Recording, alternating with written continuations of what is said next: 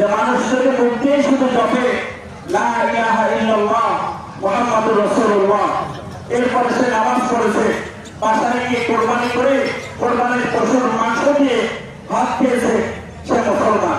এটি নয়। রাসূলুল্লাহ সাল্লাল্লাহু আলাইহি ওয়াসাল্লাম বলেছেন তিনটি জিনিসের নাম ঈমান। কয়টি জিনিসের নাম? কথা বলে থাকলে জবাব দেবেন। কয়টি জিনিসের নাম ঈমান? তিনটি জিনিসের নাম ঈমান। মনে রাখবেন। এক নম্বর আছে কালিমা, মুখ দিয়ে পাঠ করতে হবে। কালিমা কি দিয়ে পাঠ করতে হবে? জবান খুলে বলবেন লা ইলাহা ইল্লাল্লাহু মুহাম্মাদুর রাসূলুল্লাহ। এইটা আমরা মুখ দিয়ে পাঠ করলাম। আমরা কি দিয়ে পাঠ করলাম? মুখ দিয়ে। এটাকে অন্তর দিয়ে লালন করা, ধারণ করা, এটাকে বিশ্বাস করা। দুটি কারণ হলো, একটা মুখ দিয়ে পাঠ করা, একটা অন্তর দিয়ে বিশ্বাস করা।